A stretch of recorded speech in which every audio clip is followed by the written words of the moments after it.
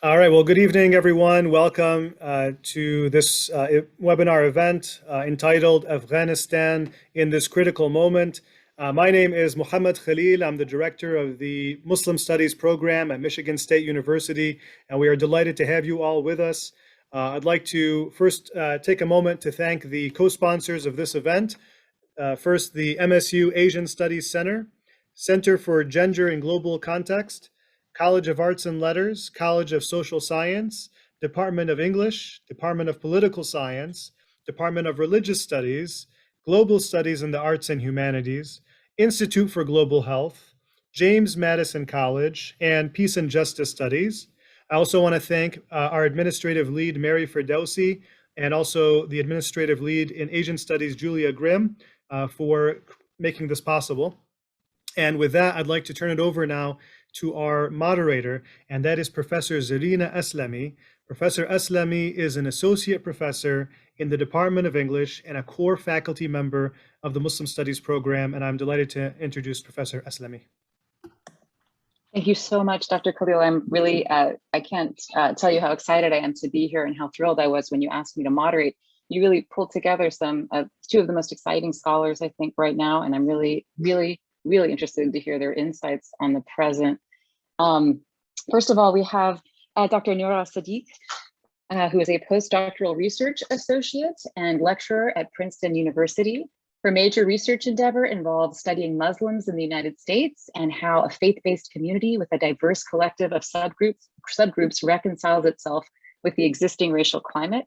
And I think with the kind of what we hope to be a large number of Afghans resettling in the US, I'm really excited to get your thoughts on what you think might be their challenges and also what they might be contributing. This is going to be when they finally come, that is something we're still waiting for.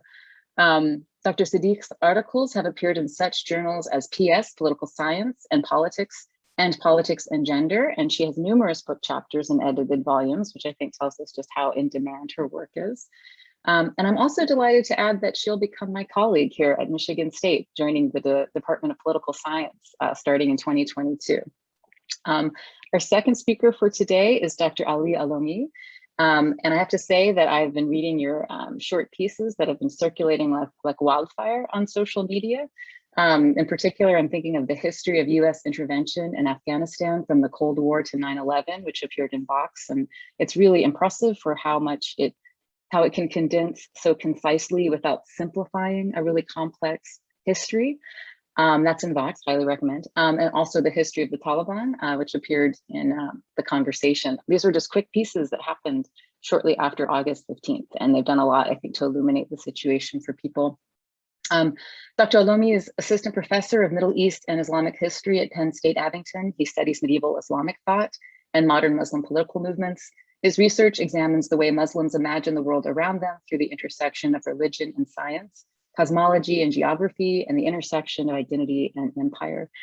So I'm going to turn it over for them, and I invite people in the audience to drop questions in the Q&A.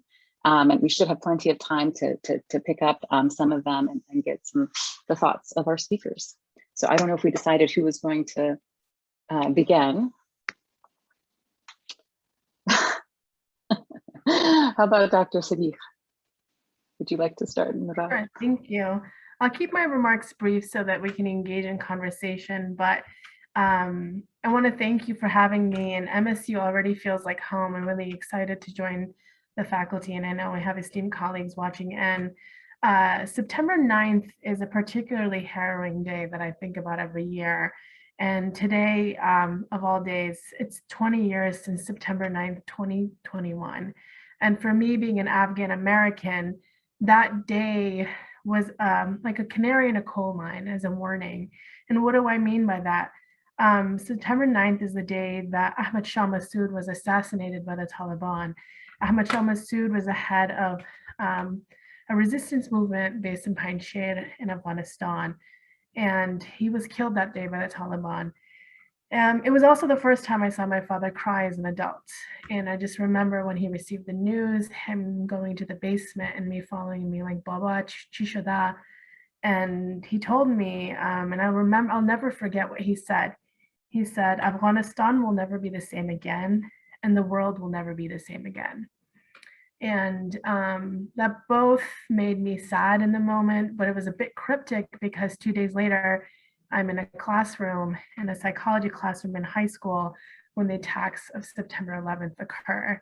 And then weeks after that, the United States invades Afghanistan.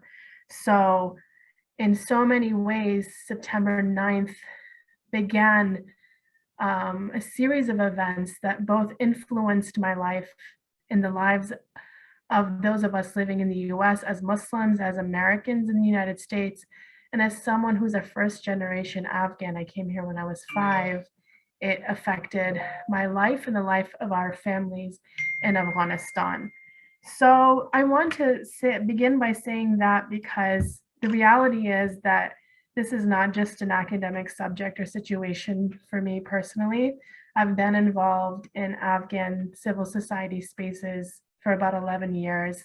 And this current humanitarian crisis has sort of merged my community-based work with my academic work.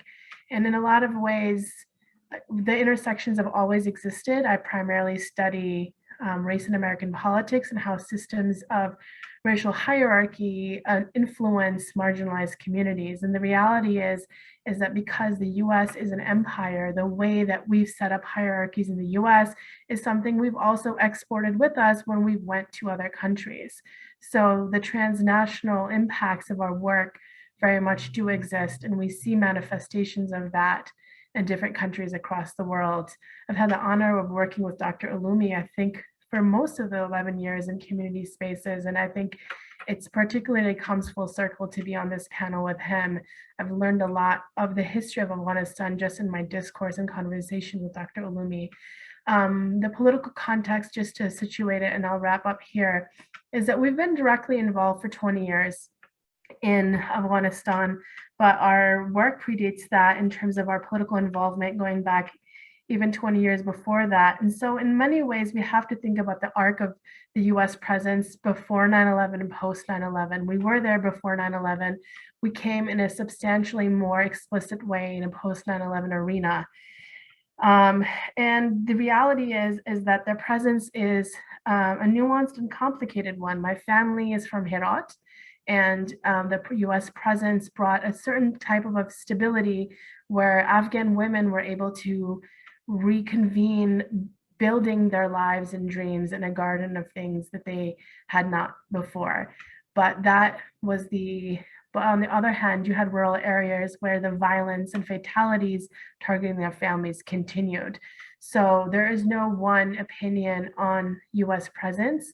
It's a complicated story. And it's a story that exists of foreign powers exchanging hands with one another. And from the Russians to the US, you see different foreign powers sort of present there. I think Dr. Ulumi can talk about that a bit more.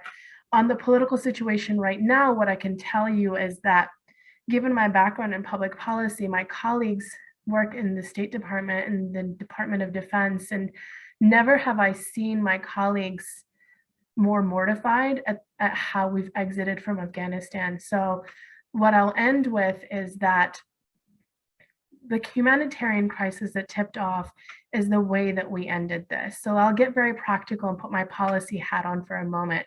We evacuated the US military first, and we left people in the embassy. We left people who are special interpreter visas and vulnerable communities, US citizens in Afghanistan. And the first thing we did is evacuate the military. And then we thought, let's evacuate them. So that course of events was something that members of the government and State Department and other elements told the higher ups, let's reverse the order, let's keep the military, let's evacuate the vulnerable individuals, let's evacuate the special interpreter visa folks with the SIV because they had interpreted for the US government, and their lives are at risk if you hand over power to the Taliban who see them as an enemy. Let's evacuate them, let's evacuate the embassy, and then finally we will evacuate the military. And if you do not do so, here are the list of things that will occur. And those recommendations were not listened to, and the military was pulled first. And so what we saw, the chaos in the Kabul airport, the loss of life in the Kabul airport from the US side, from the Afghan side, all of that down to the day the suicide bombing happened. My colleagues reached out to me like, we could have predicted down to the day of when the suicide bombing happened that this would have happened. And we had told the higher ups and they neglected to listen to us. And I think that's the disappointing piece to this story, is that we have incredibly equipped members of government who are invested in transitioning out in a certain type of way. And those voices were dismissed and not heard. And the voices, and it's very reckless on our part. And I think that's a piece of the conversation we can get to. But on a policy end, as someone who designs case studies, this is an exact case study of what not to do, in my opinion.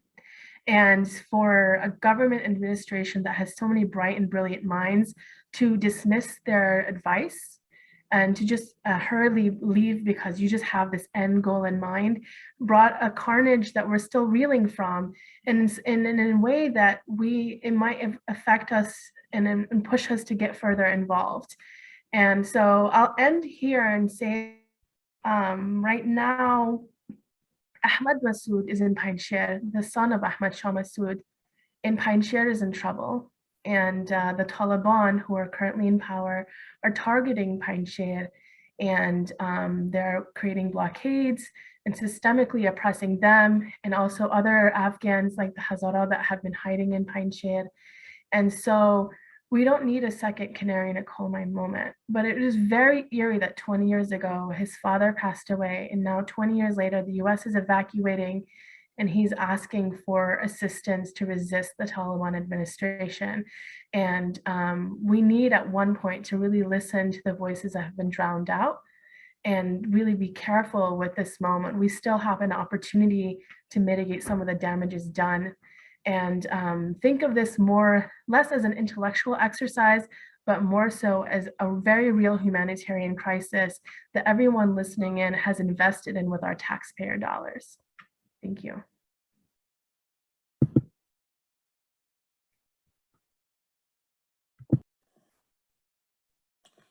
Thank you, Dr. Sadiq. I think I'm next. I'll keep my comments brief, hopefully, so that we have an engagement with the audience and with each other. I much prefer conversation than me talking into a camera screen, which is always a bit weird and surreal.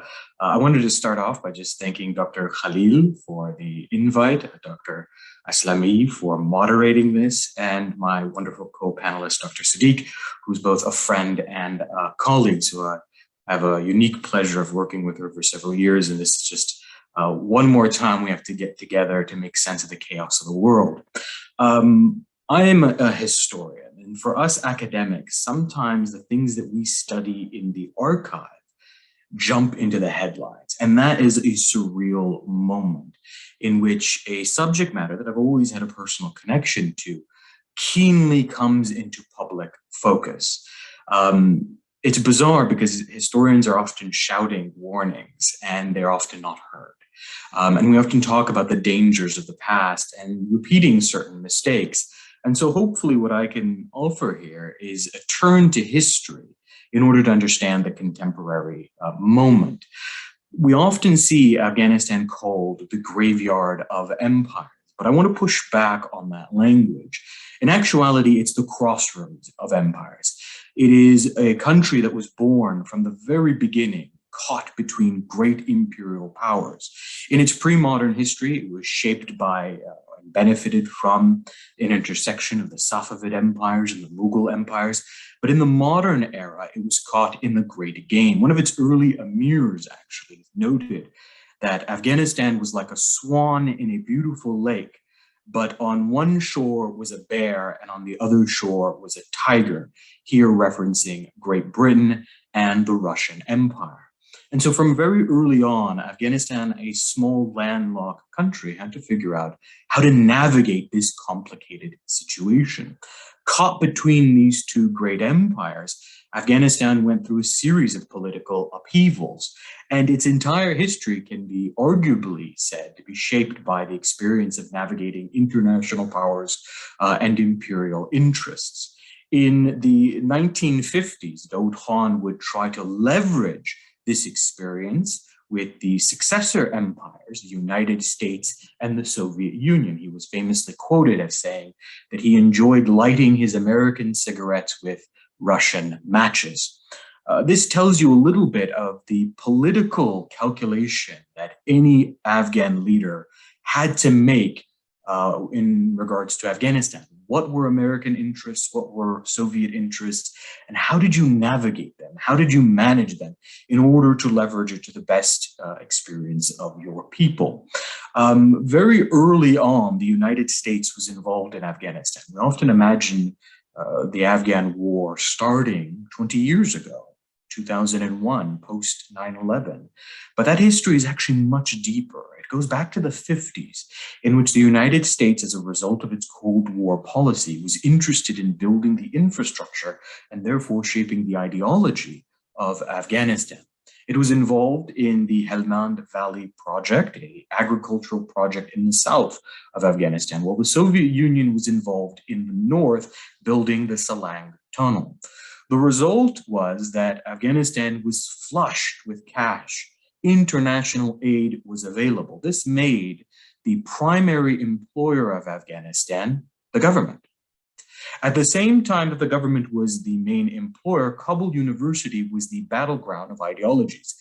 Young students, activists, journalists, grew up and learned from various political thinkers, some of them citing and adopting international Marxist ideas, hoping for a utopian Marxist-Leninist state, while others allied themselves with Islamist factions. These two groups would go on to capture Afghanistan's imagination and its political forces after the Sour Revolution, resulting in a Marxist-Leninist government taking over, while the Islamist factions would lead a resistance movement, eventually known as the Mujahideen Coalition of forces that included these organized Islamists, as well as just ordinary college students and ordinary Afghans who were resisting what they saw was a tyrannical government.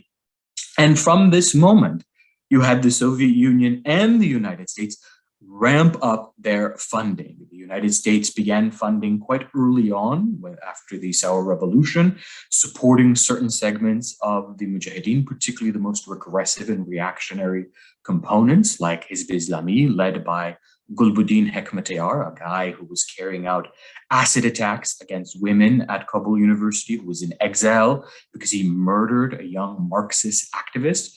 While the Soviet Union tried to prop up and support a deeply unpopular People's Democratic Party of Afghanistan. The result was chaos, chaos imposed by imperial interests. The Soviet Union would soon invade and throw the country into further instability. This instability sets the stage for the rise of the Taliban. After the Soviet Union is forced to withdraw, Afghanistan's government will fall within a short period of time. And in that chaos of the civil war, the Taliban will be born, shaped by the imperial anxieties of US and Soviet involvement, shaped by the chaos of the civil war, and drawing upon the ideology of Deobandi, growing up in the experience of displacement in refugee camps. The Taliban, in many ways, would be the consequence of the imperial meddling in Afghanistan. Now, 20 years later, after the US invasion in 2021, we are once more dealing with what I call the imperial hauntings. History is not always linear, but the past does shape the present. And these are called hauntings, historical hauntings that shape the present. The United States, following the empires of old, did exactly what the Soviet Union did back in the 70s, did what the US itself did back in the 50s. It funneled cash and large amounts of it, billions and trillions of dollars, into Afghanistan, often allying themselves with corrupt elites and regional warlords and drug traffickers. We watched recently in horror as the Taliban returned as the revenge and consequence of this history. City after city fell with alarming speed, but the question is how? And the reality is that this is where this history matters. They returned by leveraging the very imperial and colonial structures which have shaped Afghanistan from its very inceptions. Imperial powers using money and political might in order to shape the destiny of Afghanistan. The Taliban showed up at these various cities and leveraged the very system that was fostered by the United States over the past 20 years. Dr. Sadiq talked about the experience of Herat. Herat quite famously resisted the Taliban back in the 90s. And once more, Ismail Khan, an older Mujahideen, took up the gun to defend Herat. But shortly thereafterward, he was invited into the governor's mansion where, lo and behold, there was the Taliban. They were able to capture him and force him to capitulate. How were they able to do so? Because they offered large amounts of money to local religious leaders and local elites, building on the same financial relationship that the United States had built over the past 20 years. The question is, what happens now? When empires leave, they leave ruination, they leave debris. There is no fitting metaphor, in my opinion, than Bagram Air Base, an air base in which atrocities were carried out against the Afghan people. Ordinary Afghans were disappeared, were tortured, drone strikes were ordered from the city, even as the air base was transformed into a mini America with fast food joints and local shopping for American soldiers, right in the heart of Afghanistan. They evacuated this city, emptied it out without any coordination with the Afghans, leaving behind trash and debris. Afghans were left to paw through the wreckage as the Taliban secured weapons and guns and missiles and equipment, and the US dropped one final drone on its way out. I think the metaphor of Bagram Air Base is useful for us understanding the way in which empires have used Afghanistan for their own imperial interests and then left debris and wreckage on their way out. And with that, I'm going to turn it over to our wonderful moderator and hopefully lead to a fruitful discussion. All right, thank you so much, Dr. Alumi. Again, I really appreciate the longer view. I study the 19th century. I'm a Victorianist, and so I'm working on essentially Victorian representations of Afghanistan as a way to kind of correct the absence of Afghanistan in studies of British Empire, where it tends to be marginalized. It's a footnote to India, but there's massive archives, right, in 19th century British, and I study literature, so I'm interested in the kind of fantasies that the British had about Afghanistan. I'm interested in the ways in which they both wanted it but didn't want it, desire, resistance, and the persistence of what I see as this kind of obsession with the notion of Afghans being ungovernable. So this kind of obsession with how the Afghans politically organize themselves, and it starts in the 18th century with George Forster, who goes and travels through the Afghan kingdom. It itself was an empire in the 18th century, and that really bothered him as a British person who worked for the East India Company, and he was really upset at their control of Kashmir for reasons you can imagine, the British also kind of coveting it. But it's, so I've studied so much of the British side, and I want to learn more about the Afghan side. But I think that historical perspective is so key here because of the repetition. I think also of the first Anglo-Afghan War, where the British went in to depose Dost Muhammad, spent tons of money, the most money they'd spent in any of these sorts of battles, lost so many people, and then left, and Dost Muhammad became the Emir again. So these kind of moments of, like you say, and it's not because the Afghans themselves were unconquerable, right? There's a moment at which it's like, well, we got kind of what we wanted. Now we're going to leave. So I think that those patterns, we keep seeing them with European empires, and also this, the Soviet Union, Russian, certainly competing global powers. It seems as if whoever wants to be a global hegemonic power has some relation to Afghanistan, right? And it's, as I think Dr. Sadiq said, it's the holding hands. It's the kind of, it's not just one, right? It's a set.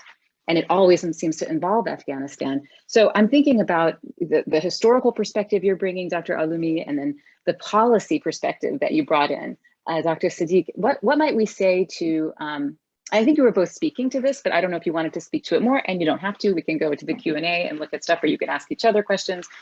I think there's a kind of, among people who are against empire, a sense that, yes, it was good for the Americans to leave. They shouldn't have been occupying. That was the right move. I'm thinking about, even perhaps a leftist perspective, right? That occupation is bad. That is bad. But could you perhaps, and I think both of you were talking about this, maybe speak to, if you want, a little bit more to the complexity of that position. In the case of Afghanistan, which has been, I think, meddled is a word that appears a lot, I think, when we talk about Afghanistan. I'll leave that to you, and then I'll also invite you to ask each other questions, and then we can move to the Q&A as well.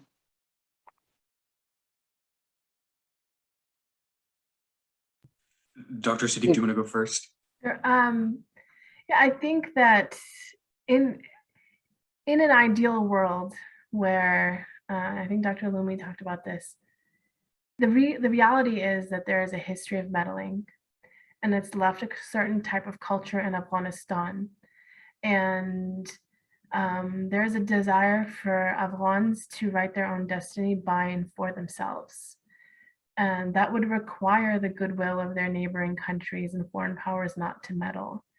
But the reality is as soon as the US leaves, we have China looking in, we have Iran looking in. Iran's been a bit quiet relative to Pakistan, but Pakistan's been very loud and involved. And so the reality is that in an ideal world, if the US leaves, we think Afghans build by and for themselves, take advantage of their natural resources, and then we have this next chapter. But the current situation is such that it leaves a power vacuum that gets filled immediately. And the Taliban, in collaboration with Pakistan, have not gone away, and they've been building for this moment. And other foreign powers, being from a landlocked country with so many competing interests, has designed the country for it to be difficult to transition to self-sufficiency without foreign power involvement. And so there's something there that we need to discuss. But the reality is that the US presence was complicated.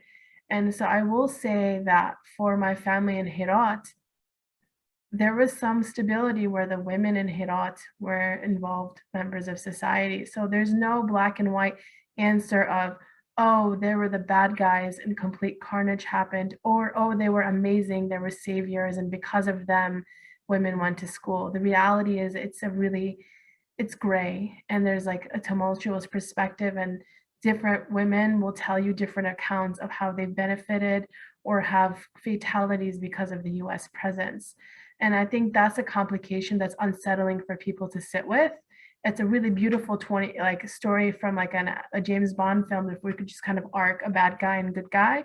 And I will say that that's not what happens in our kitchen table, dining room table. When this conversation comes up, is US presence good? That's when you see all the family members having very distinct opinions from one another from the same city. So I've seen both, and that's a reality I think that we have to discuss, is that there were people that were happy with US presence because it brought relative stability. And it's kind of like, well, who's the best of all the bad guys? Who's the one that we can kind of sure has like the least amount of harm?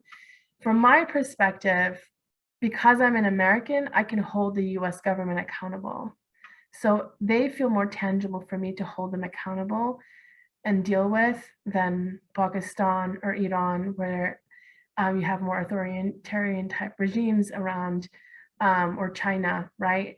And so in some ways, I understand the US, particularly being an Americanist, and so I can understand how to grapple with their presence in a way that makes me deeply uncomfortable to know the Taliban are there. How do we hold the Taliban accountable? So my question comes to, if there is a foreign power, how do we hold them accountable to treat people well? And how do the people of Afghanistan hold them accountable? Because when they've tried to hold that Taliban accountable, Afghan women have not stopped. Since the Taliban have been in, if folks are on Twitter, you're seeing the videos coming in of female protesters across cities in Afghanistan. They're holding them accountable.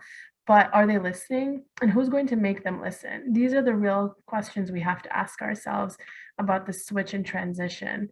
Is what does accountability look like with the US absence, and if someone else replaces them? Right. Thank you.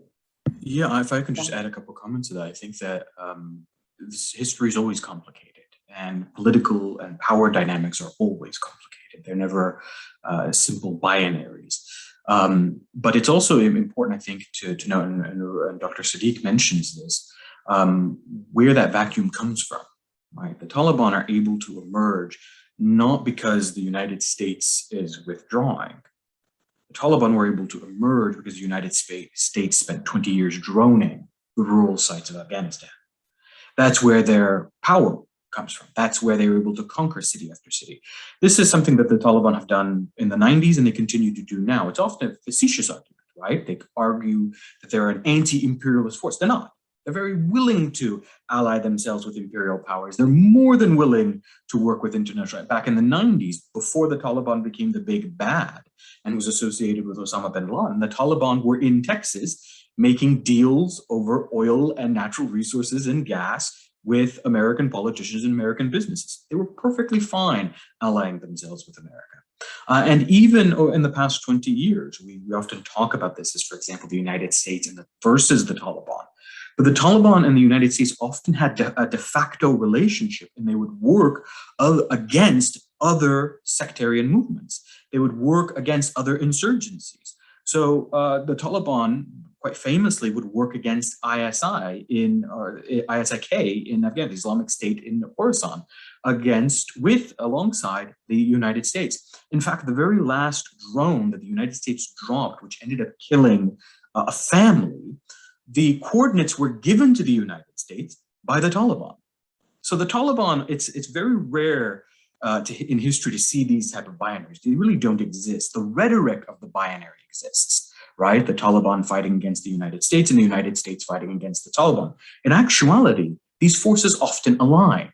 They align through their use of violence, they align in their desire for domination, and they align in establishing some type of status quo hegemony. The past 2 years, the Taliban reached a so-called peace agreement with the United States, in which they were able to turn their violence against the rural villages, while the United States and the Taliban themselves took a pause. They decided that they weren't going to kill each other. It's just Afghan civilians that are going to be the cost of this peace negotiation. So when we talk about what happened, part of what we need to do is recognize how hegemonic powers align with one another, work together, even as they ostensibly talk about being antagonistic to each other. And we must put this within the situation and context of Afghanistan, in which the representation of Afghans was completely sidelined. We call the past 2 years a peace deal, but Afghan civil society was not involved. Never mind the corrupt government. What about Afghan civil society? Where were the Afghan activists? Where were Afghan women? Where were Hazara activists? None of them were involved. It was in an agreement, a truce between an imperial power and the insurgency, who often ally with each other over the past 20 years in order to carry out horrific acts of violence. And so the vacuum that emerges with the US withdrawal is a product of that hegemonic alliance, first and foremost, which then cascades into the chaos of an empire leaving wreckage in its wake. Well, thank you both so much. I mean, this again helps us complicate a picture, right? I mean, this is a crisis, but it's not a singular event. This is, I think, the sense of time here is something that I think keeps coming through in what everyone is talking about. And again, the complexity, that this is not a binary issue. This is a network. It's constantly shifting. We saw that even right with the suicide bombing at the airport. All of a sudden, the Taliban and the US have a common enemy, and I think it's like the media can't even get their heads around it, right? And their representation, I think, tends to also simplify, or be completely vague, or not want to even draw the connections because they might be just so confusing or beyond a kind of story that tends to get told. I was also curious about how you were feeling about the kind of current evacuation efforts to the US. And I know Dr. Sadiq has done quite a bit of work thinking about the racialization of Muslims. I mean, what kind of moment are Afghan evacuees going to find themselves in the US? As you say, on the eve of the kind of 20th anniversary of September 11th, I know many American Muslims are quite nervous about that date. Did you have any thoughts about that? Once the evacuees come, there's also all kinds of problems getting people out. It's a much slower effort than people realized, and there are plenty of people left behind who do need to get out quite desperately. But did you have any thoughts about that? Either of you, Dr. Sadiq? Yeah, this has been a concern that we've been discussing because folks have been begun the process of evacuees entering and resettling has started. And the question is, what neighborhoods are they coming to? Will the climate be inviting to them? And the reality is, in the post 9/11 era, what we've seen, particularly with the rise of the Trump administration, is a rise in hostility towards Muslims in the US and anyone who visibly exemplifies a stereotype where they look Muslim, even if they're not, right? So in Michigan, you have a vibrant Arab American community, which has a distinct number of Chaldeans and others who aren't Muslim, but by proximity to the stereotypes that we think of as Muslims, they've also been harmed, right? And so with Afghans, there is concern about the climate of Islamophobia and what environment they're going to be received in. And one of the things on a very practical policy matter that we've pushed the government on, particularly Homeland Security, is the issue of cultural competence. And they're beginning to take that serious. So by cultural competence, I mean, even when they get here, the service providers themselves, there's no guarantee that they're not going to fumble in their interactions or in the kind of conversations and assumptions you make of Afghans. There's going to be a sizable portion of Afghans that are practicing and observant Muslims, but then you're going to have some who are not Muslim or who may be traumatized by religion. And so you cannot approach Afghans as a monolithic entity. There's some who speak Pashto, some who speak Farsi. And so I think there's these broad brush strokes that we paint Afghans with that are really dangerous, because Afghanistan is one of the most diverse countries in the world, and particularly in Asia, in terms of the ethnic groups, histories, and languages. And you're seeing a diversity of individuals from that background coming in at once. And so it's something I think for folks, everyone here who's listening in has an opportunity to make a difference, because most likely you're going to have Afghans resettling in your areas. They're not resettling into big cities per se. I grew up in Toledo, Ohio, which is a city of refugees. You wouldn't think of Toledo as the first place that has a history of welcoming refugees, right? Lansing has a history of welcoming refugees and has actually a growing number of Afghans that came in that have been there at least the last 20 years, as far as I'm aware. And so areas like Michigan are actually going to be receiving a lot of unaccompanied children. And so the process of them acclimating to school and all of that are things we have to be mindful of. So when we think about what can the average listener tuning in do, is literally we need those friendly faces, because there is a concern of them being targeted. There's a concern of hate crimes. There's different types of there's explicitly harmful attacks that they may face, but just as dangerous are the microaggressions, the daily instances of them receiving demeaning experiences, from "I didn't realize your English was so good" to that's like Chinese water torture.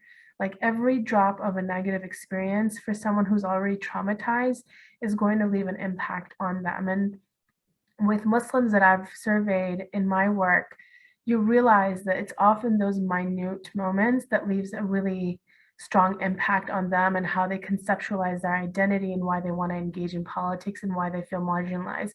It's not necessarily the violent, explicit attack. It's sometimes that very innocent slip up. So I think the moral of the story here is that cultural competence matters. I think there's a better word. I don't really like that word, so I'm going to try to think of a better word to articulate that. But a sensitivity and awareness and welcoming.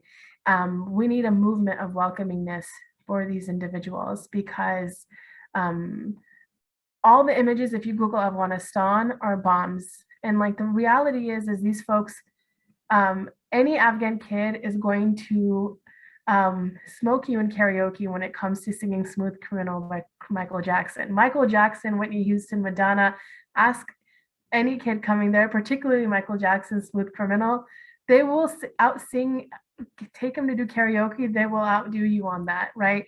And so you have to realize that you have more in common with these individuals than you realize, and they have consumed Western media and arts, and Afghans have a history of enjoying arts.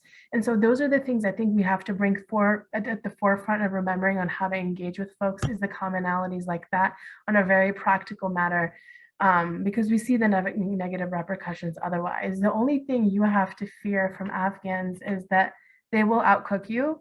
So your casserole will never taste the same again once you engage with Afghans. Other than that, honestly, there is a concern about the climate of Islamophobia, and that really takes communities like the community in East Lansing to really collectively think about how do we build a welcoming community. And it's possible.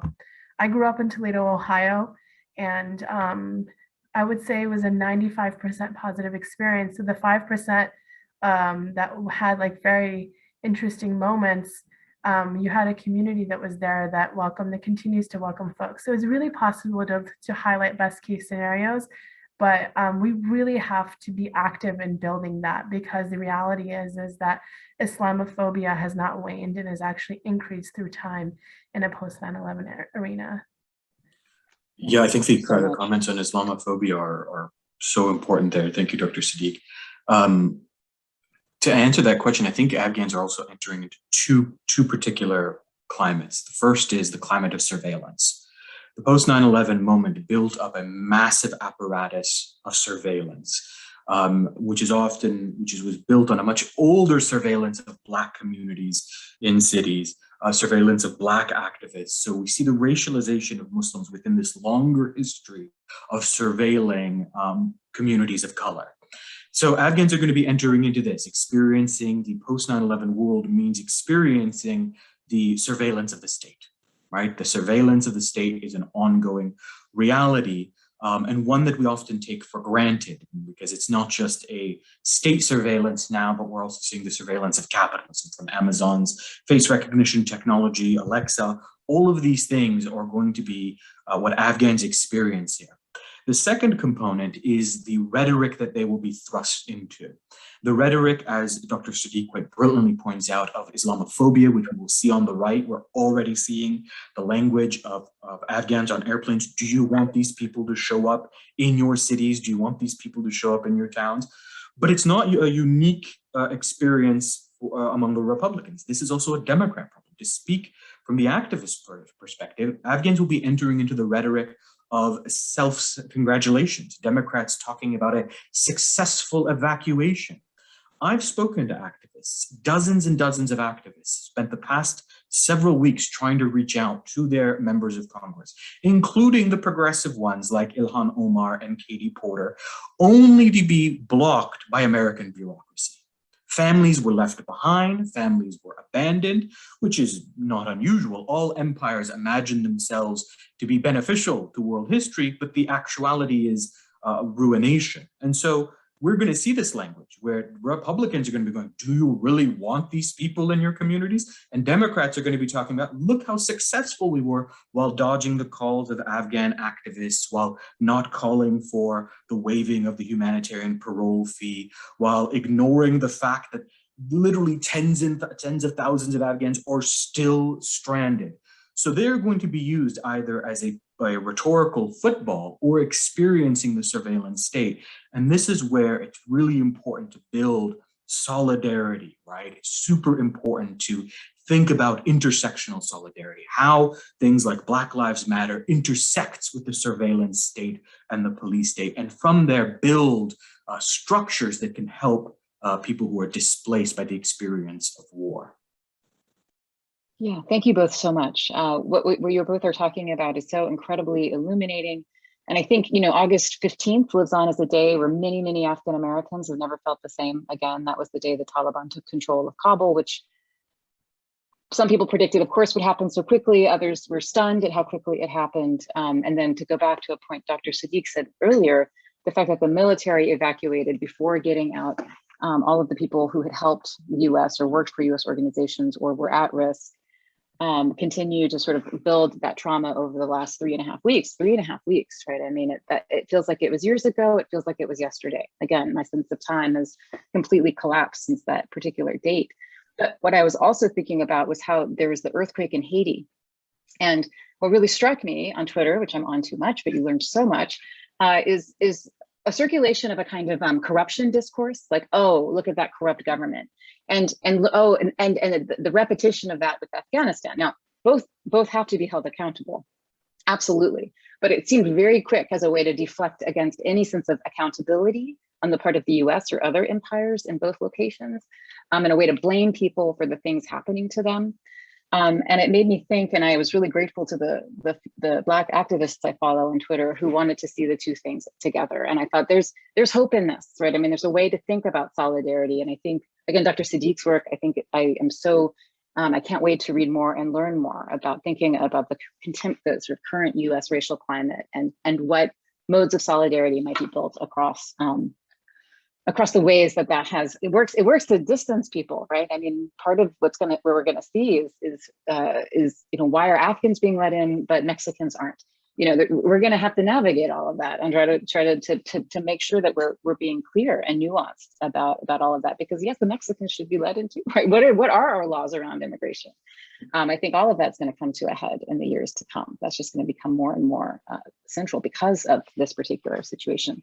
Yeah, the promising thing I will say is I do a lot of survey work on Muslims. So I have I have a survey from 2019, 1,000 Muslims nationally representative.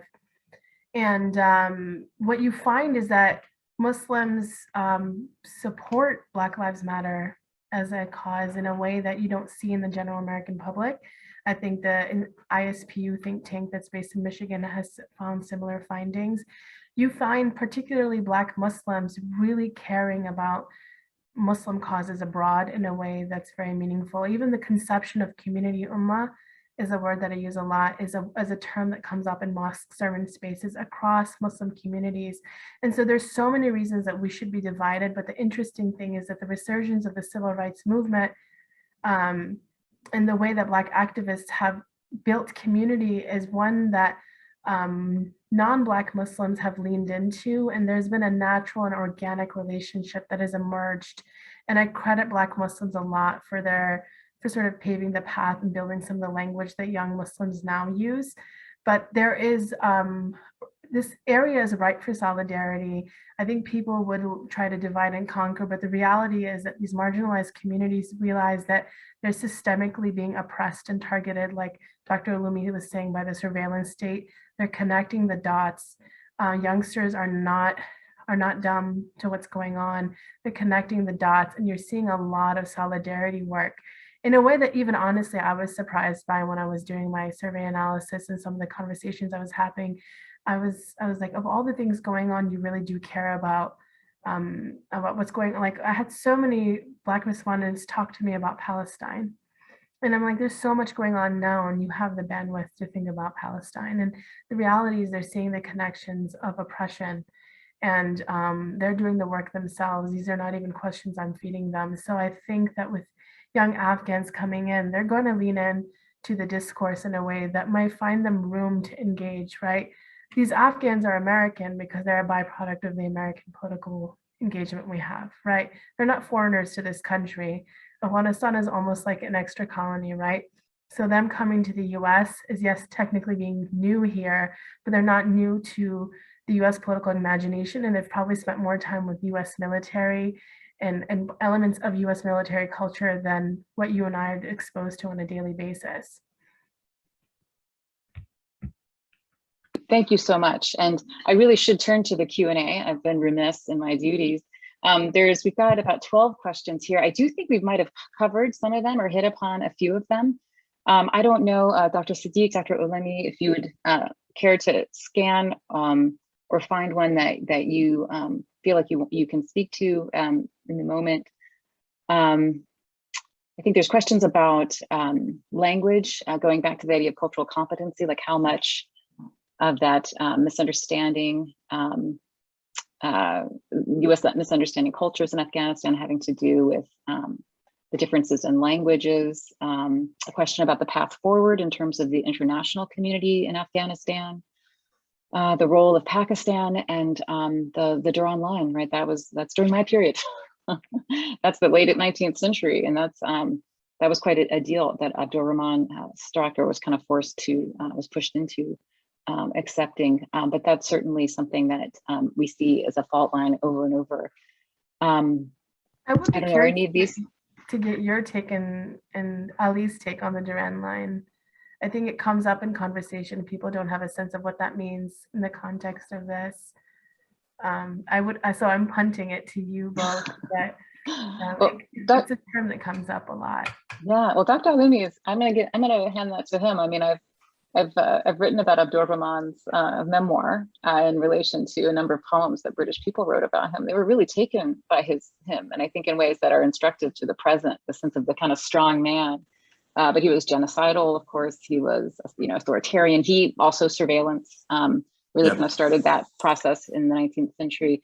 And for him also, I think this fits into many things you were saying, Ali, the idea of wanting to cut the deal to get the weapons, to get the to start industrialization in Afghanistan, and he sort of relinquished some autonomy over certain things in exchange. Lost the lands to India at the time, at that Duran line. But I'll let you speak more to that. So this is a question. Did I already scroll past it? What's Pakistan's current role in Afghanistan? And given the history of Taliban ISI collusion, do you think the long unresolved issue of Duran line will be done and dusted forever? God, if only.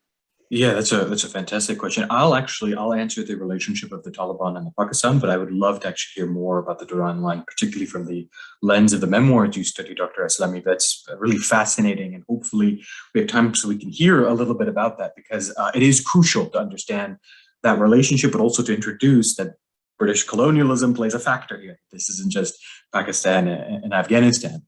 I think there is sometimes an oversimplification of the relationship between the Taliban and Pakistan.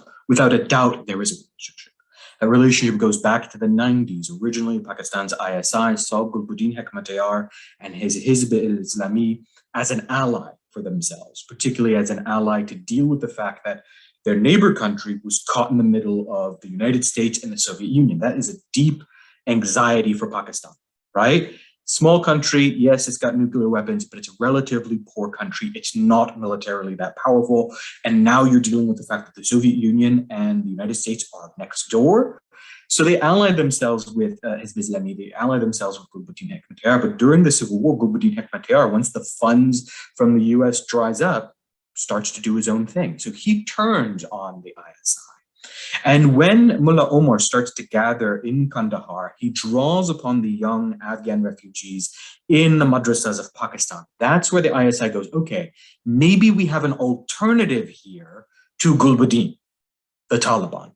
They can come in, they can exert and extend our sphere of influence. So while it is without a doubt, we have Pakistani major generals talking about the Taliban as quote unquote my boys. Nasrallah very openly says the Taliban are my boys. So the Taliban and Pakistan's ISI do have a relationship. It is not the same as saying Pakistan and the Taliban have a relationship. That's not remotely true. And in fact, the relationship is a complicated one. Pakistan's Taliban carry out various terrorist attacks against Pakistani civilians. So the Taliban are not allied with ordinary Pakistanis, but they benefit from a relationship with its elite military structure. And this is the case with the Taliban's relationship with the United States, the Taliban's relationship with China, that the elites benefit from an uneasy relationship and attempt to influence the Taliban and in turn extend their own spheres of influence, while ordinary people are kind of shafted as a result, screwed over. They're the ones who experience the terrorist attacks. They're the ones that experience religious persecution. They're the ones that experience bombings of their school. I think here of Malala, right? I mean, you can't talk about the Taliban without the violence that they've carried out against Pakistani civilians, just as they've carried out against Afghan civilians. While simultaneously, I think it is important to hold accountable the military elite of Pakistan, the military intelligence apparatus that does have a very uncomfortable relationship with the Taliban, and see it as a tool of extending their sphere of influence. So that's a little bit about the relationship currently, but if you're willing to talk a little bit about the Duran line, I would love to hear from you, Dr. Aslami. I wish I could say that I knew more about it. I think that happened several years. I guess that does happen before he publishes the memoir. But I do know that it was a deal that was struck that was another example of the meddling and the kind of being backed into a position, but also getting something out of it. Once again, the kind of power play between Britain and Russia. I wish I could answer your question. I wish I knew more about it. But we can turn to some of these other questions that people have posted. The Q&A has gotten very lively, and I don't want to. I've lost my place in it. I think there are questions about the future, about what the future will hold for Afghanistan, what the way forward with the international community might be, what the possibility of, what kind of, what's going to happen to the civil society that had developed over the last 2 decades. Where is it going to go now? Do you have thoughts about the Afghan future? Dr. Sadiq is always more optimistic than I, out of the two of us. I will defer to her optimism here. It's hard to be optimistic these days. The future needs our help. And I think this is where I get practical. The future requires us to hold the US accountable to not forget our role in this. And I think that the future of Afghanistan remains murky. I will say that we have a history of being resilient and fighting back to uphold what's just. I'm a 4th generation activist. I was talking to my mom about my Bibi Jan, Bibi Latifa, and how her version of activism was ensuring, she's my great grandmother, that wherever she went, her condition of getting married was to ensure that she was able to teach young women who were not afforded the opportunity to teach, to learn. And she was an educator, and one of her students went on to be a minister in Afghanistan. And this is 4 generations ago. And this is the lineage I come from, this lineage that a lot of Afghans come from, is this history. And so my optimism comes from that, knowing that we're not the first, that us existing here and pushing this forward. I think that one of the second optimistic thing I will say, really pushing me to lean in on my hope here, is that the Afghan diaspora has come together in a way that I have not seen them come together in the US, in Canada, in democracies where they're minorities across the world, in a way that they've been emboldened to do something. So you have seasoned people who have been community organizers, and you have newbies. They're like, you know what, we have to do something. And you have people who have spent time in Afghanistan, from people who have worked in the nonprofit arena to the government sector, that are like, we're not going to forget. We were shown the hospitality of Afghanistan, and we remain committed to rebuilding this, so that the work that the Afghan people have done to build a stable life for themselves is not forgotten. So I think the biggest thing I implore folks who are tuning in is, don't let this be a headline that fades tomorrow. We're in this for a marathon, and it requires the hands of non-Afghans to work in collaboration for us if we want to see some level of accountability for people to just have a normal life. And so that's the best I can offer, because there are moments where I make the mistake of listening to the Taliban interview and talk about women, and that's when I wish my grandma was on TV with them, because if my grandma had 2 minutes with them, they would know that Afghan women are not what they describe them to be. And so I think that spirit remains in Afghanistan. They will push back. They would rather, have their dignity and build than to give up, but they can't do it alone, and we've left them in a den of wolves. And so for those of us who are sort of living the comfort of not having to be there, we have to continue doing that work. And so the policy ask I'm going to throw in here is that there is no clear path to immigration for Afghans. Humanitarian parole has a $575 fee. We're asking Congress to waive the fee. So imagine a family of 4 comes, that's 575 times 4, right? That's a mortgage on a house in Michigan. People can't afford that, and it's as easy as Congress waiving that fee. And then second, when you come on parole, there's no direct path to immigration. We need them to be able to apply for asylum and build a life here. And so for that, there's a piece of legislation we're trying to push forward called the Afghan Adjustment Act. And that requires people harassing their congressmen, using the angst you had about who's going to host Jeopardy next, that same nerdy angst you had towards that, and using that to find out who your congressperson is, spend 2 minutes on the phone and ask them to advocate for the Afghan Adjustment Act. So there's very clear policy asks that will help diminish some of the harm. We can't broad stroke change the world tomorrow, but there are easy pathways that we can sort of puncture the system to build some hope for the families coming in. And one of the best ways is to offer better opportunities for immigration. I mean, to put this in context, I came when times were good. I was 4 when I got here. I became a citizen when I was 22. So the fact that it took me, I can't even do math right now, 18 years to just become a citizen when I grew up here, that's when the times were good. So imagine how slow and bad the system is now. If we hold these institutions accountable, we can push to expedite the process, because these kids will be invested if you invest in them. And so those are the two sort of policy asks that I'll say, that if we want to think about the future, we have to build these interventions to help build a possibility for a future for Afghans, especially those that are coming to the US. Thank you so much. I really want to give you the last word. I want to end on Dr. Sadiq's things that we can actually do, things we can hope for. But Dr. Ilumi, are there things you want to add? And then Dr. Khalil, I should turn it over to you to conclude. I see that we're at 8 o'clock. So I apologize to everyone who left questions. They were excellent. I'm sorry we couldn't get to them. But yes, Dr. Ilumi, do you want to? Nothing further. I think Dr. Sadiq brilliantly ended with policy asks, and I think that's great. So nothing further from me. Okay. Thank you both so much. I've learned so much tonight, and you are each just geniuses, and I can't wait to read your work, and I hope that our paths cross in person. Nora, I can't wait to meet you when you come to East Lansing. And thank you again to Dr. Khalil for organizing. Join us. Sorry? We'll invite Ali to join us in Lansing. Yes,